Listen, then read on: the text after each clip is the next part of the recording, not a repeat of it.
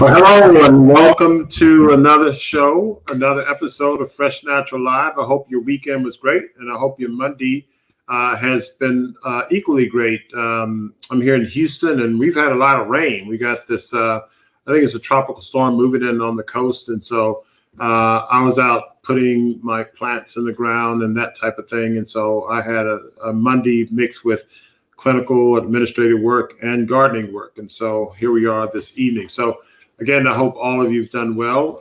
Those of you who are on, come on into the chat room, say hello. We have a special show for you tonight. Father Time is something that we all have to deal with. And the guest tonight is going to give us some secrets as to how we cheat Father Time to a certain extent, in the sense that we want to learn how to live a vibrant, energetic life as we become chronologically more older or wiser, if you will. Oftentimes we think of getting old as becoming ill, and many people get into their 60s, 70s, 80s, and then they say, oh, well, I'm 60 years old. Some people, I'm 40 years old, and my back hurts, my knee hurts, and I can't get out and exercise like I used to. Some people in their 30s, they feel terrible. And our guest tonight is going to try to help us reverse that trend.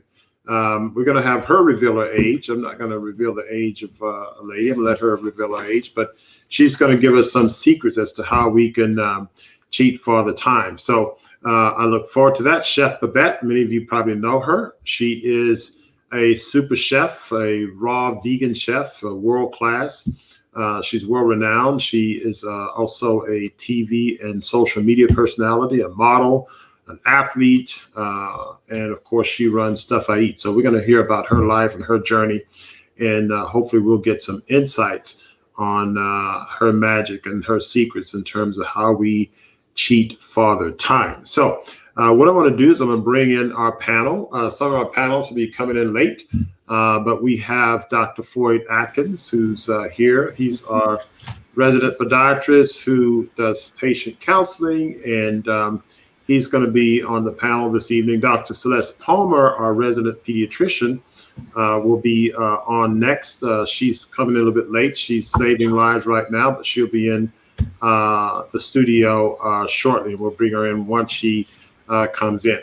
But without further ado, our special guest is Chef Babette. Oh, there she is, Dr. Palmer. Hello. Welcome to the show, Dr. Palmer. She's made it in from the clinic. As I was about to say, Chef Babette is an extremely fit and youthful raw vegan chef, and she's been working in this capacity for over 2 decades. She is a firm believer that we should all eat live food and live consciously. She is committed to an active health advocate for co-founding the Love Your Age Project, which promotes successful aging throughout all age groups. The Love Your Age Project is intended to expose health and wellness to individuals who may not otherwise be acquainted with healthier lifestyles due to environmental and economic barriers or simple lack of knowledge. Chef Babette's personal journey to health began after years of suffering from digestive issues, asthma, skin disorders. A pivotal point in her transformation came after reading the book Fit for Life by Harvey and Marilyn Diamond. She made a conscious decision to eat for the sake of nutrition, which began her journey towards self-healing. She passionately studied the body-food connection and began experimenting with vegan and raw food recipes.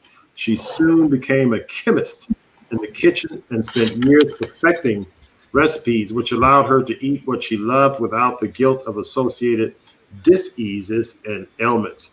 Words cannot fully describe Chef Babette. So what I'm going to do before I bring her on, I'm going to give you a little bit of a video clip, a sampling of who this wonderful person is, in case you haven't met her or haven't seen her. So let's stay tuned before I bring Chef Babette on stage live. Let's take a look at a little bit of video on her. Hey everybody, it's Chef Babette. I'm having a blast. You know what I do? I do best, desserts. And I'm inviting you to come over on any day and I will be very happy to teach you how to make this delectable. And we call this Chef Babette's Blackberry Blueberry Cobbler. All right, so this is what we're gonna do. We're gonna first saute. I'm using tempeh today. Okay. All right, a little bell pepper. Can we start, Chef? Yes. Green onion, please dig in. And so you have, but you don't eat anything unless you promise you're gonna be like, Oh, okay. yeah. They'll like it. They'll So, like it. okay, so we're gonna do is we're gonna dump our tempeh in here. Okay. Just And a little bit of oil. And I'm not using oil actually. Okay. And because if we get it hot enough, we can just take the isn't it? See, say it louder, louder, louder. They're saying it's delicious. Whoa. This is incredible. Isn't it? It's like cheesy. All right, so Wow. then we're gonna. Oh, this is Bragg's liquid amino, so I'm using this instead of salt. Yeah. So can we just mention something? Now I hope you're okay with this. I'm okay with it.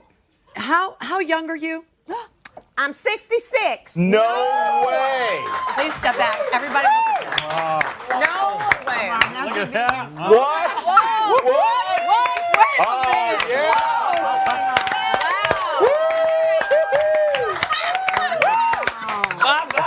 That's big in shape. If that's just what that is. How about all of you come along with me and hang out with Chef B today?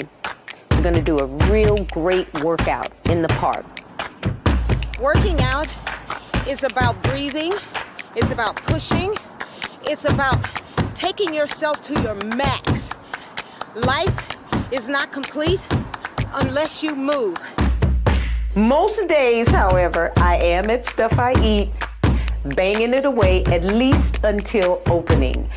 And then the rest of the day is mine. I'm gonna go to my favorite health food store and we're gonna pick up some items because I've got a group of friends that are gonna come around today and we're gonna sit back, chat, enjoy ourselves, and eat some of my delectable delights. I gotta get this spiralizer. Bought one last night, left it. And I need one. And I'm trying to be a little frugal, but at the same time, I want to make sure that this ain't gonna jack me out of my money. So you know what I think I'm gonna do? I think I'm gonna just go with the $20 spiralizer. I know this one will work. $19.99. This is what I'm getting today for our raw spaghetti. I got my team here, all my ladies, and we're getting ready to prepare spaghetti sauce for y'all. So what we're gonna do is we're actually making one sauce, but it's so darn versatile. You can actually eat it raw or live, or we can heat it as we have some heating over there. And so you can either have pasta, you can have spiralized zucchini. It's just a super versatile sauce. Right now, we're gonna get ready to dive in and make all of you viewing this very, very jealous. Let's eat, y'all. And the beauty to all of this is that at my age, at 66 years old, outside of the restaurant, I can still have such a fantastic time and I have the energy to enjoy myself. So today it's Saturday, I gathered with friends and it was absolutely wonderful. Have a great day. Bye. Why are you laughing at me? All right, I think that spells it out there. So without further ado, we want to bring on Chef Babette. Where are you? Wow, God. I can't believe you showed that last clip there. That was kind of scary a little bit. That's a special part. Well, look, let me start off with the obvious question. How young are you? Well, I'm 69. I can't believe that clip was from so many years ago. Yeah, I'll be 70 in a couple of months. Wow, time flies. Yeah. Time flies. Well, as I always say, you don't look a day over 25. Well, you better say that, Doc, if you want to stay friends. How are you all doing? Good.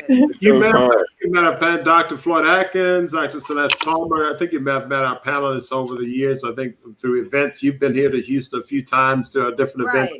And so, it's this is the group that tends to work around. So what I want to do today is have you give us your personal insight into your journey. We see a lot of people, and I try to convey this to my patients. And one of these days, I may have to do a special little video interaction with you to stress this with my patients, because I have a lot of patients who come in, and Dr. Atkins probably can confess to their health center. Dr. Palmer's patients are much younger. She's a pediatrician, but she could probably share the same thing with her. Some of her patients are probably not as fit as you are. But we have this idea as we get older, we should become more broken down. And it starts in people's mindset. I mean, I have an older brother. I mean, he's, he doesn't take care of himself. And so as we get older, we sort of give in to being sickly and less fit and so on. And so as we go through your journey and how you've gotten to where you are, I want you to sort of help our audience to some extent break through that whole mindset. So give us the Chef Babette before you learn about this lifestyle. Tell us where you started, tell us about your background, where'd you come up, et cetera. Okay. Thank you so much, Doc, for having me on. This is so important because so many of us have such a lousy quality of life as we get older. I kind of grew up like everybody else, eating the standard American diet. We ate everything, absolutely everything. I had quite a bit of difficulty as a child because I suffered with asthma and eczema. I had terrible, terrible earaches all the time. I spent so much time out of school to the point that I can remember mucus running out of the ear. Oops, you're on mute. Can you hear me? I can hear you now, yeah. You can hear me? Okay. My mother would take a cloth and she'd put table salt in it and put it in a cast iron skillet and get it warm enough for me to handle it. Put it on my ear and you could just see the mucus running out of my ear. I was really sickly as a kid. And then as I got older, it became more and more difficult for me to digest food. I just had an extreme problem with combining food incorrectly. Did not work out for me in my system. And once I learned that, I was able to overcome that. But for the most of my younger adult life, I was pretty miserable. I can remember being so constipated, I just couldn't use the bathroom for days and days and days. Wow. Yeah, it was really, really, really bad. Excuse me, I got a scarf hanging out. But I finally met my current husband. Fast forward, met my current husband. And when I met him, he was not practicing a vegan lifestyle, but he was knowledgeable. A lot more knowledgeable than myself. I can remember a friend trying to sell me herbs, and I was like, "Would you please leave me alone? I don't want no herbs." But I was just ignorant, And so he suggested that I read the two books that you stated, "Fit for Life" by Harvey and Marilyn Diamond, both volumes, and "The Mucusless Diet Healing System" by Professor Arnold Ehret. Once I read those books, and I began to really get serious about the suggestions in the book, my world changed. It really and truly did. I pretty much transitioned overnight. I was a believer quick. The asthma went away, eczema went away, my skin cleared up, no more of the acid reflux. All of those things went away with just plant-based eating and beginning to move. I started working out. My husband would run the hills to Griffith. The first time he took me to Griffith Park, he ran that entire hill backwards. And I'm thinking to myself, if he can do, I can barely walk this hill, you guys. Now, I met him when I was 40. Well, I was turning 40. I met him in the spring. I was turning 40 in December. And that's when I started working out and changed the entire diet. And he also changed his diet. And our lives just changed. And we started working over at Agape Spiritual Center. We decided, why not share some of the food that we eat with others? It's delicious food because we were making anything we wanted, tacos, burritos, all kinds of stuff. And we thought people would love this stuff. So a couple of questions. So when you made this change, number one, you started noticing, how long did it take you to feel better? That's number one. A week? I started feeling better immediately.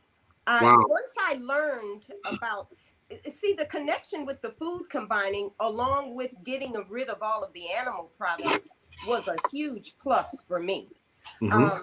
I was mixing up all kinds of stuff. I mean, and then when I learned, come on, you eat your melons alone, eat them on an empty stomach. Fruit should be eaten on an empty stomach. I started learning all this stuff, and all of everything that I was going through stopped.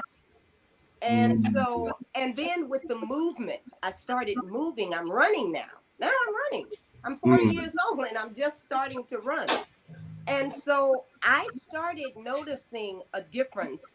You know what? If I had not, Doc, noticed it right away, I might not have stayed on it. You know what I mean? But it was very, very clear that this change, this transition was working, and we stayed with it, and that was back in 1990. So then 2020.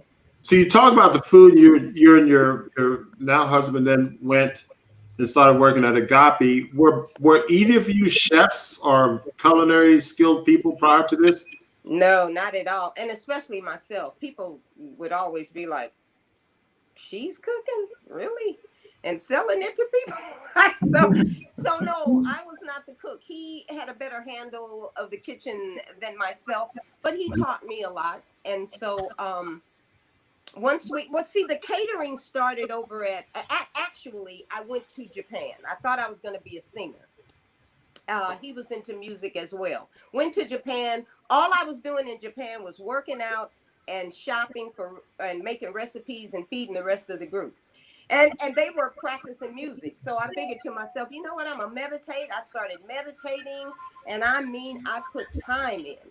And when I got back home, I knew that I was going to start a catering company. And that's exactly what we did. At first, I was over at I was over at City of Angels with Reverend O.C. Smith. And I had about 30 customers. People seemed to enjoy the food. Then I moved over to Agape Spiritual Center with Reverend Michael Beckwith. And at a point, we built ourselves a 15-foot we call it a hot dog cart, because we had griddle, refrigeration, everything on this cart. Wow. And we stayed there on that parking lot for 6 years. We had block-long lines. Wow. Seriously. And then we knew, man, people are liking this food. And we were on our way to Jamaica because I was working as a flight attendant, and we would always go to Jamaica for a few days off. And we were walking down the street on Market Street in Inglewood, and we saw the doors to Stuff I Eat open. And we went in, met the owner, and when we came back from Jamaica, he wanted to talk to us, and he pretty much just let us have the building. First and last month rent. Could we handle it? We weren't thinking if we were going to get a restaurant. And he let us have the building. It took us 4 years to open it. To the point that people were saying, do you really have a restaurant? But we were determined. And we opened the doors in 2008 in July. Wow. We didn't even have trash. We didn't even have trash cans, Doc. Oh my God! Why did it take you 4 years? Was it just getting the furniture or what? Just trying to fix the insides. It had been closed down for years, so we had to come in there and pretty much gut it and do everything. Was it a restaurant before? Huh? Was it a restaurant before? It had been a restaurant, yes. Okay. So it was, but we took all of the ceiling out and all that kind of stuff. We just had to redo the whole thing. But in July, we opened our doors, and the people started coming. and we've not closed them since, not even during COVID. Wow. We've reduced the hours a little bit to make it work, but we're still open and people are still coming. This has been an incredible journey, and the fact that I can share this with whoever will come and partake just really makes me happy, because I know what this food, this lifestyle has done for me. And if I could just get inside everybody's head, No, that's great. because it's incredible. I mean, you're a very energetic person. I mean, you're funny. You're energetic. You're very entertaining. You're spontaneous. Was this your same personality prior to living this lifestyle? I mean, were you always, a vibrant, energetic, fun to be with? Chef Babette? Sort of, but I wasn't working out. And I didn't have the confidence that I gained. Gotcha. You know what I mean? My skin was a wreck. I didn't feel good a lot.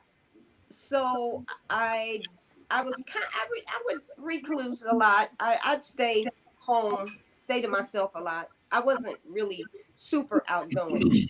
But once I started feeling better and started working out and the blood was moving, I started feeling good, and I'm thinking I'm getting older, but better. So wow, yeah.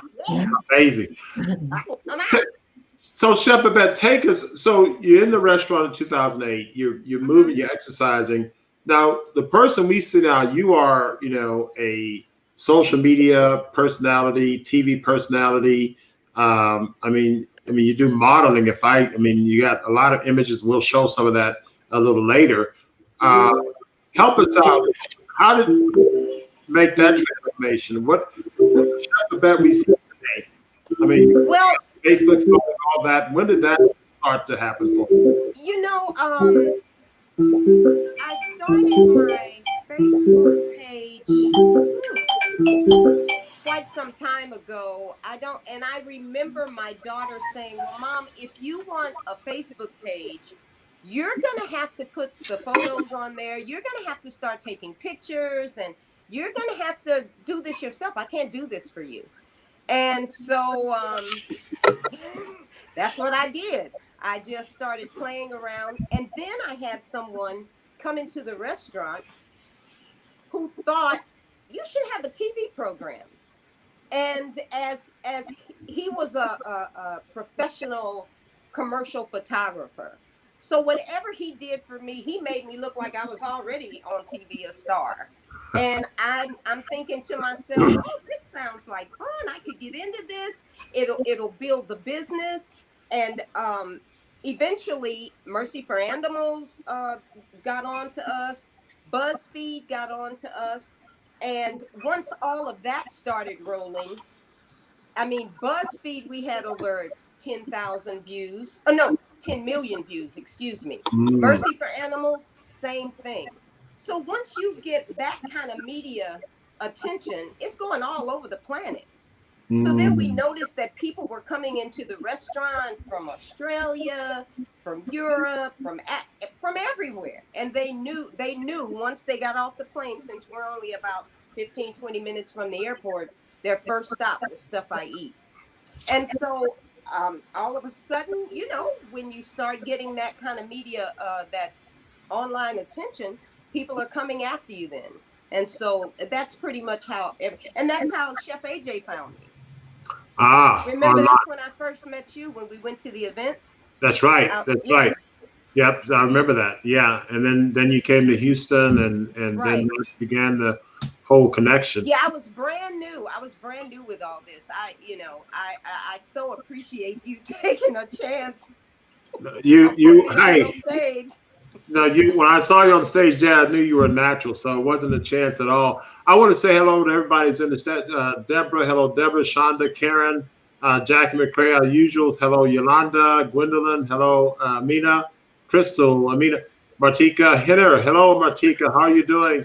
Martika's here, Faye Parker, Yolanda Petaway, So we got a good group of people. I'm sure some of your folks on, and if I see their names come up, and I want to ask everybody in the chat room or who in the audience to just give us a thumbs up and a round of applause for Chef Babette. Chef Babette, what I want to do is I'm going to look at some of the videos, photos that you have that I'm going to share with the audience. And as I throw these up, just give some comments, but also want you to reflect on some advice. I'm going to ask you a question to talk to some of my patients because I'm going to have some of my patients look at the show, and I want them to hear from you directly. And some of the things I'm going to ask you to discuss with them is, let's say someone's older, they may be 70, 80, and they're, worn out in a wheelchair, maybe can barely walk, whatever. I want you to talk to that person at some point. Just reflect on that. But while we do that, I want to sort of share some images to let our audience know some of the things we're doing here. So these are some photos of you, and they're online. So this is I didn't get any secrets or anything, but I mean these are just amazing photos of you in terms of different settings, athletic, fit, energetic, and so on. And here's someone in her 60s and 70s. And so I just want us all to understand that aging does not equate to breaking down. Aging is something where we can do it gracefully and be energetic. Now, here's some of the, I'll just sort of bring these up individually. And if you want to comment on any of them, you feel free to. Wow, that's incredible. I realized that when I was building the page that I needed photographs. So I had a real good friend who was a photographer, and some of these images he took, but there was more than one photographer on these. And the picture, the lower picture down here with me with the black on, yeah. I am very confused. I'm very confused as to where I took that. I think I was doing a magazine article, and a photographer took that particular picture of me. And the one with me holding the little plate. Oh Lord, I got so tired of that little picture and that little hump of cake on that little plate, but they still show that little picture. But well, this is what y'all insisted we use on one of the times you came down and spoke. I remember. Yeah, you know what? I must have been about in my late 50s. In my late 50s or early 60s. I think I was in my late 50s when I took this photo, and the one up there with the white blouse on with the longer hair. Okay. I think it was around the same time when I took those photos. The rest of them, I was already in my 60s for sure. Wow. But yeah, I never really considered myself very photogenic at all because of some of the issues that I suffered with. I wouldn't even take pictures. And then once I cleaned myself up, I started looking different to myself.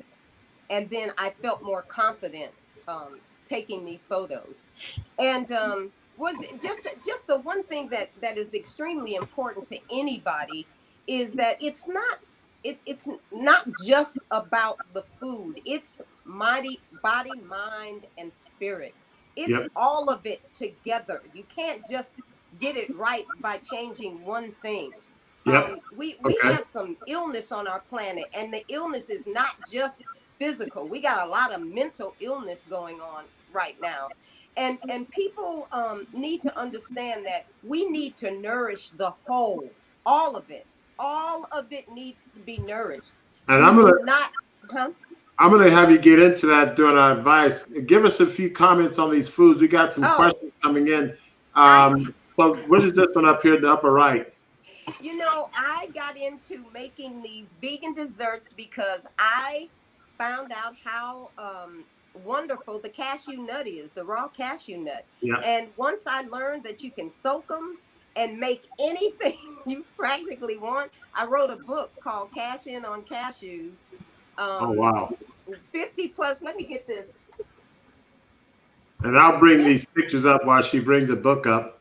50 plus desserts made from the cashew nut. And I'm telling you, that's one of them. And I don't even, right now, it looks like it might be a peanut butter chocolate Okay. cake. And let's see, the picture right underneath that is our nut burger. We make our own patties Oh, wow. in-house. So no, we don't care for buying. You know, it's the thing with buying packaged food is that on the back of the package, you got to read the ingredients. And a lot of times it's 2 and 3 paragraphs of ingredients. I don't care if it is vegan. But if it's got a bunch of stuff in it that I can't pronounce, I'm not too crazy about ingesting it. And the picture next to that, that looks like one of our casseroles. This is a creator salad. The big picture to the far left, that's our creator salad. That's what you get in our full creator salad. Oh, wow. The lower picture, that's our soul food platter. Okay. So I mean, we got some everything going. And one thing, this is great. One thing I remember is that, and Celeste often comments, and she may want to chime in. You know, she has a pediatric population, and getting them to eat healthy can be a challenge. And I've been to your restaurant a number of times. You probably remember I brought my kids, who I'm struggling to get into the lifestyle. But what I will say is that I was in LA. This was in 2016. I had my 4 kids plus their cousins. So I had 5 teenagers. I remember that. And we went by the restaurant and we sat and ate, and they all loved the food. Yeah. Well, it's that kind of food, it really, what we did was we believed in reaching people right where they were. It's like, I can remember when I first started eating out, if I ate out, vegan food out, back in the day, it was bland and dull and I can definitely speak for Black and brown people. If the food ain't got no snap, we struggling to eat it. That's who we are. It has to have something going on to it, because it's not that we don't desire to do better. It's just that with what we don't have because of where we live, food is comforting to us. If we don't get nothing else, we can go home and make a good meal and be okay with that. So we knew that if we wanted people, and most of my customers are not vegan or vegetarian, they're not, And Chef Babette, I've been out to your restaurant also the last time I was in California. And it's aesthetically, it's pleasing. And I think that attracts children and non-vegan and non-vegetarian people too, because it looks so good. It's a rainbow. That's true. That's true. And we prided ourselves on making sure the plates were pretty. You know what I'm saying? At least. And putting some life on the plate. Too many times we don't ingest anything but death. The whole plate of food has been subjected to heat and we're not getting anything from it. And a lot of times I act like somebody's mama when they used to come in and sit down and dine. If you didn't eat that salad, I'll go get you a to-go. Look, the only live food on your plate was the salad.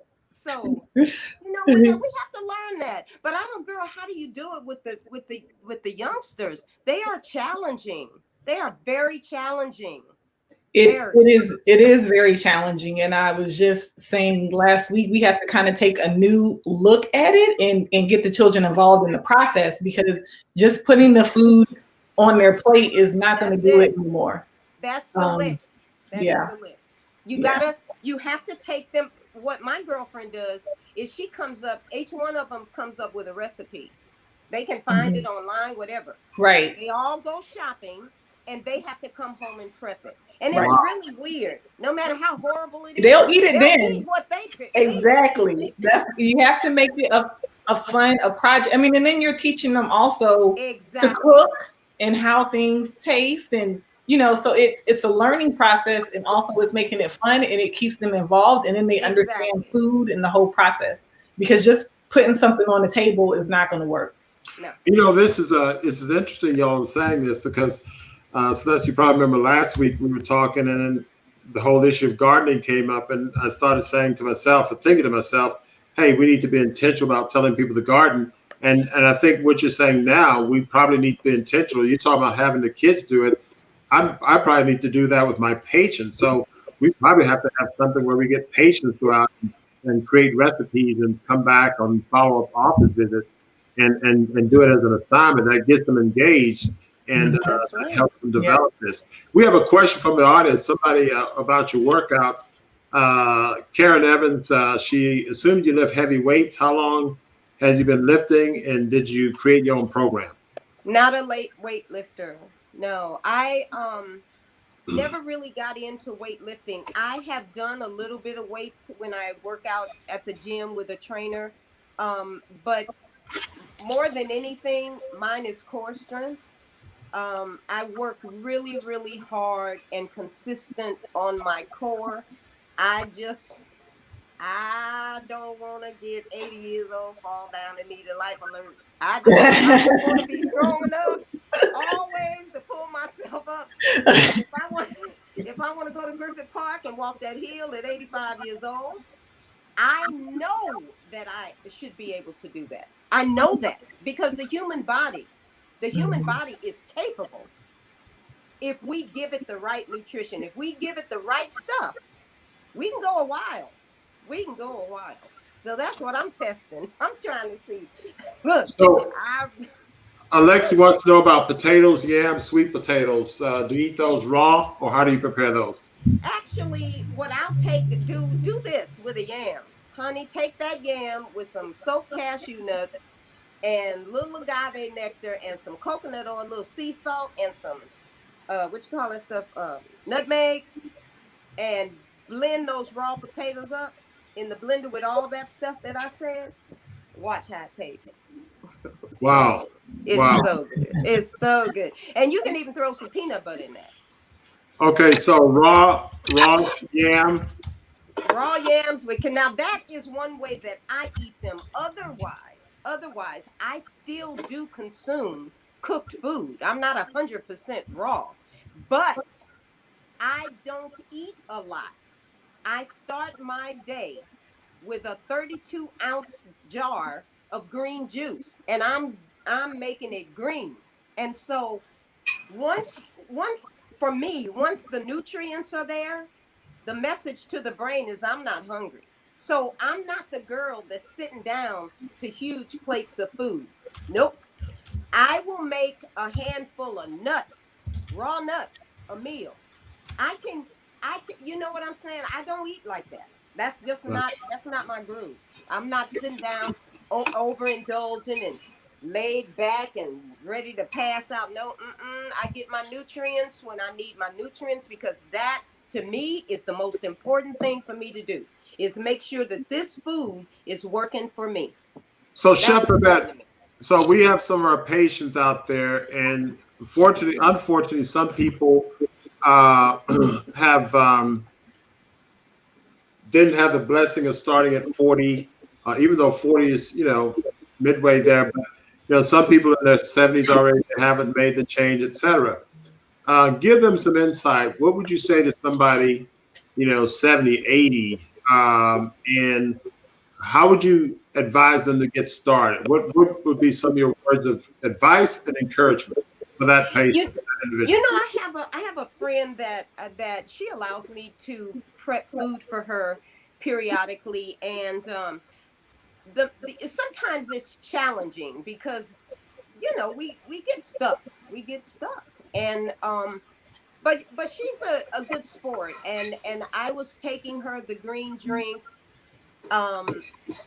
but with the green drinks, like I go hard on ginger, and so for her, I always had to make the adjustment because it's a shock to the palate. I mean, you're not used to it, but I know she needed it. I knew that she needed it.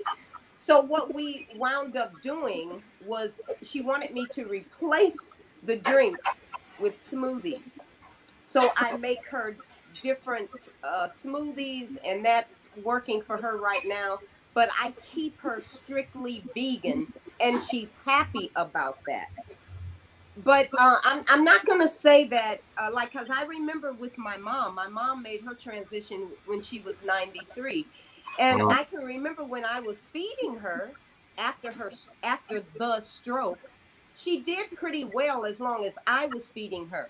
But she did tell me, I don't want you to think now that I'm not gonna ever have another piece of chicken. She was just like, I'm doing this because I had this stroke.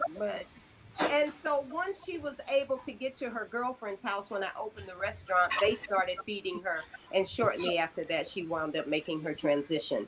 And I know it's because she was eating the wrong way. She was just eating. I couldn't get to her. I needed somebody to care for her 24 hours a day. And we lost the fight. But to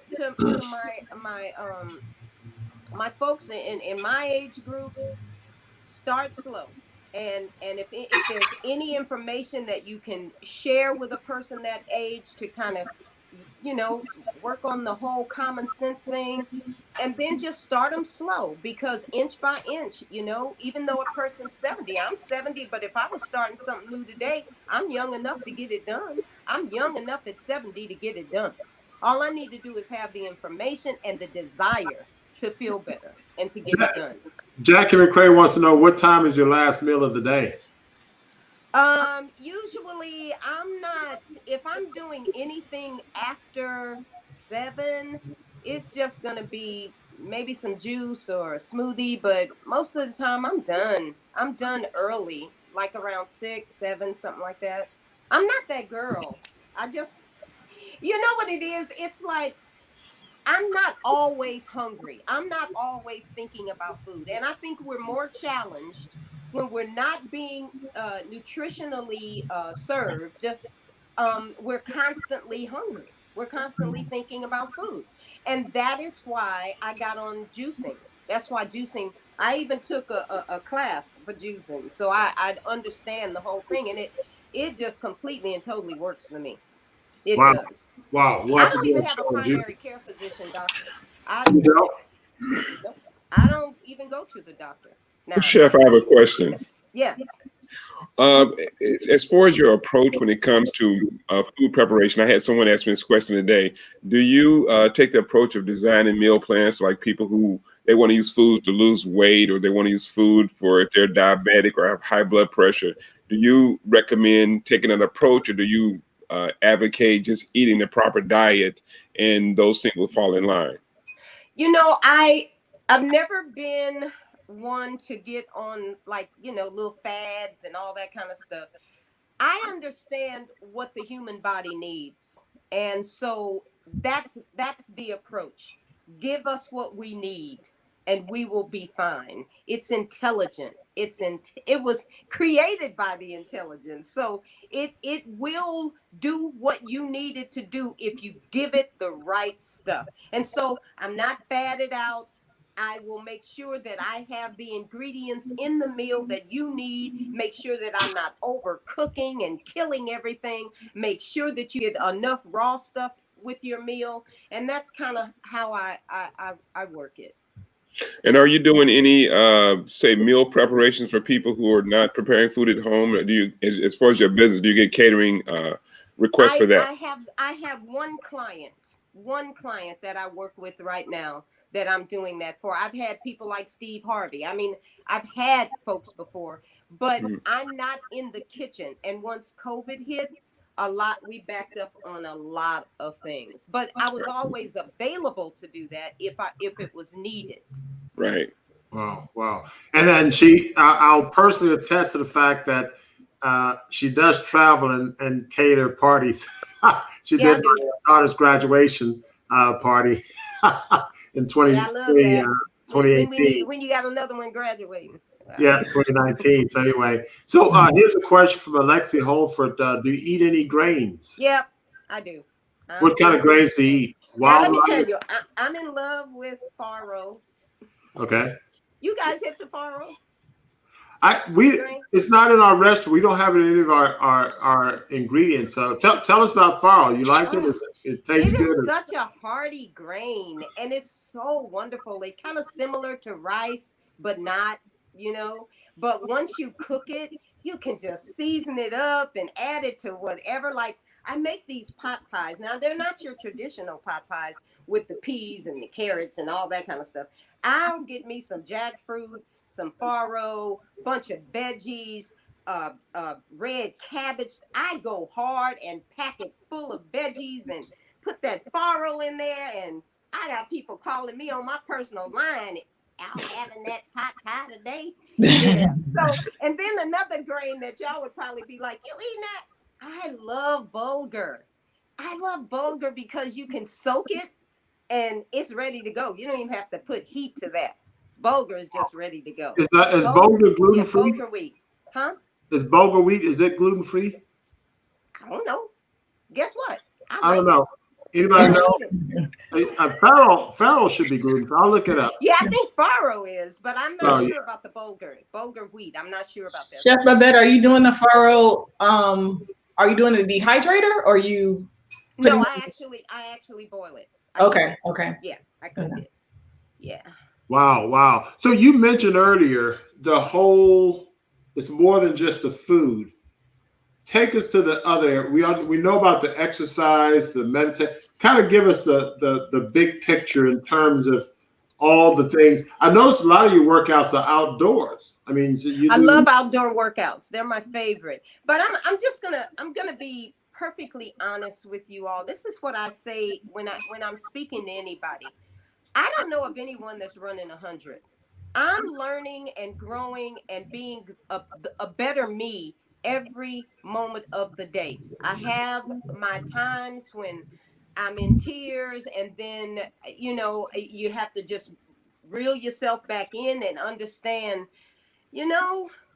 my life has been pretty darn good and I've been pretty blessed. So stay in the now, stay in the moment. I'm constantly speaking to myself to be a better me. When somebody approaches me or they say something to me that kind of takes me aback a little bit, instead of just coming off crazy, I try to take a moment, think about it.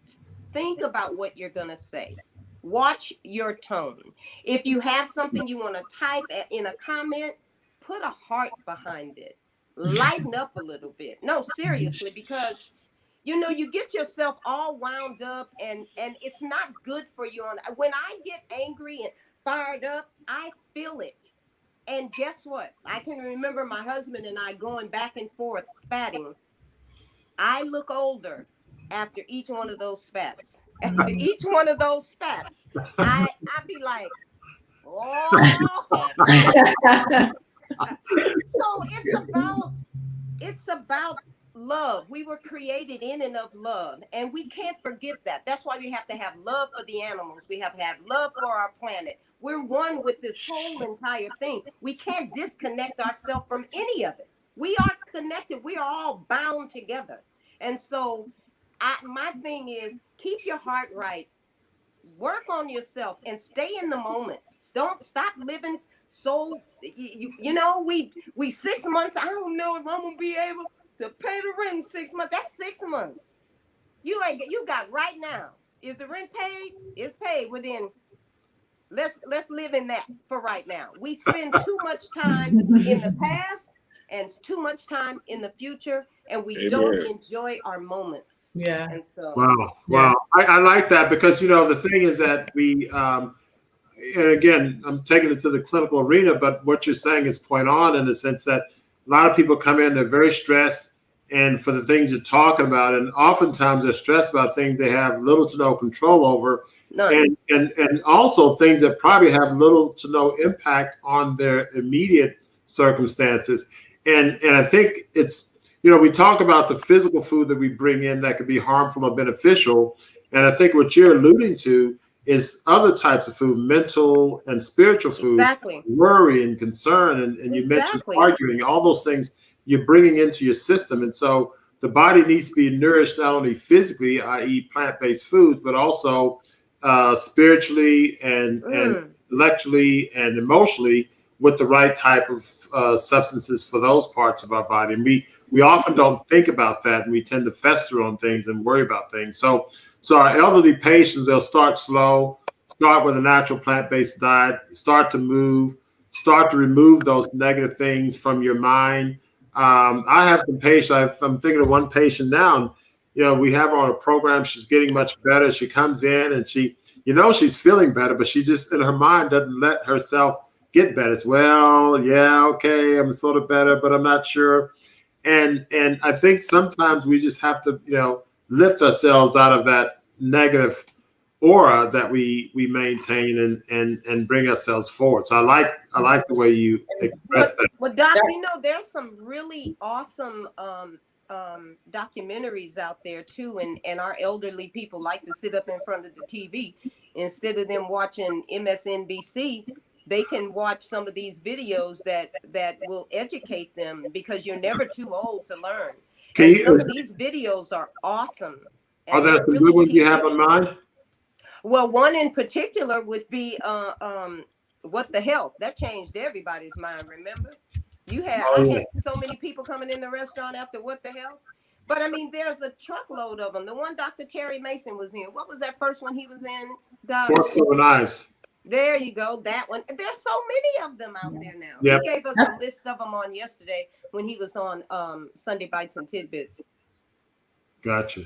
And Dr. Montgomery, I was going to say too, with feeding our body more holistically. Sometimes it's just a matter of turning the TV off. I think people don't realize how much negative feed we get from the TV and how stressful it is. She's so right. I mean, I'm even at the point now, if I do have the TV on, I mute the commercials, because the commercials are always speaking of death and cancers and medicines. And that's a feed, even though you may not be 100% paying attention, you may be in the kitchen somewhere, but that's a feed into your subconscious that, do I have that? Because, they ask, do you have headache? Do you have this? Do you have that?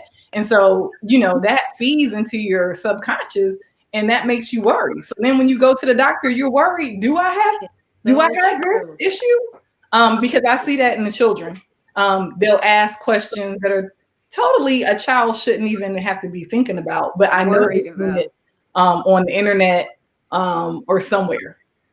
Did they pick up? Another thing with that, I noticed that a lot of the these ads for medication, when they talk about, maybe it's an ad for diabetes, and they put this in a person's head. I think this is ridiculous. They'll be like, my diabetes, my heart disease, my cancer. Why are you claiming it? It's like, for me, that stuff isn't there. That's intrusive. You are not, it does not belong to me. And if I am suffering with the effects of that, I'm getting rid of that. You got to go.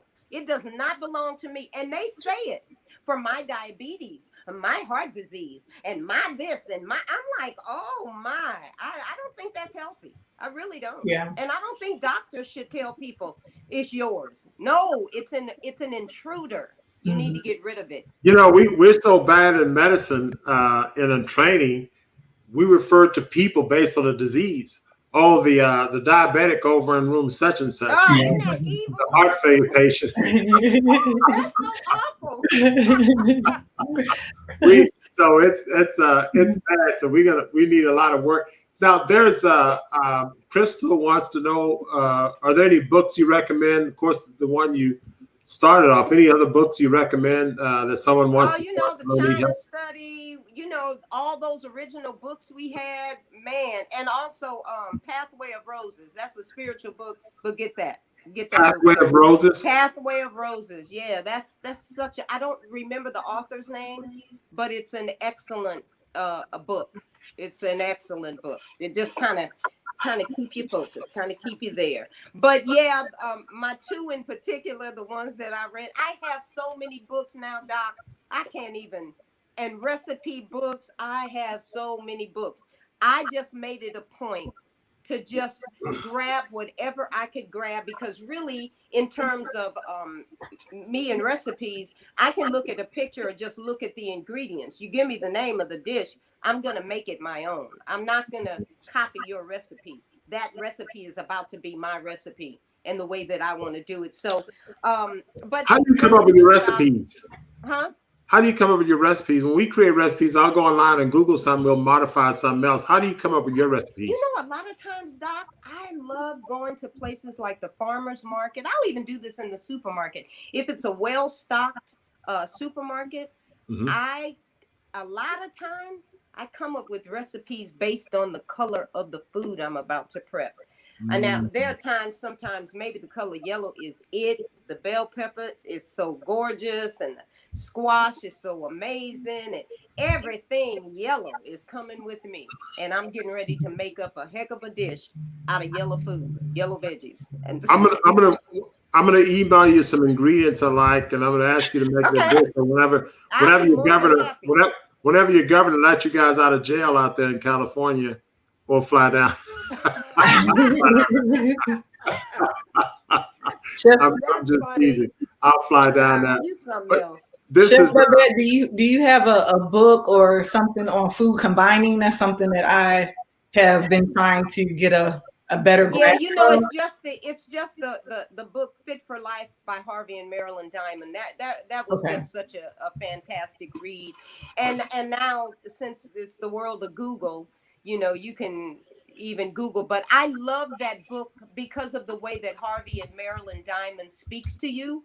They speak to you like they're talking to just anybody. You don't have to be the best and the most intellect person to read this book and get it, because they're speaking to your common sense.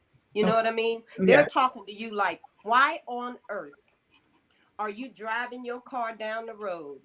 And would you ever look at a cow out there grazing and jump out your car with your 3-piece suit on and go kneel down and start sucking on this cow's udder? No, you would not.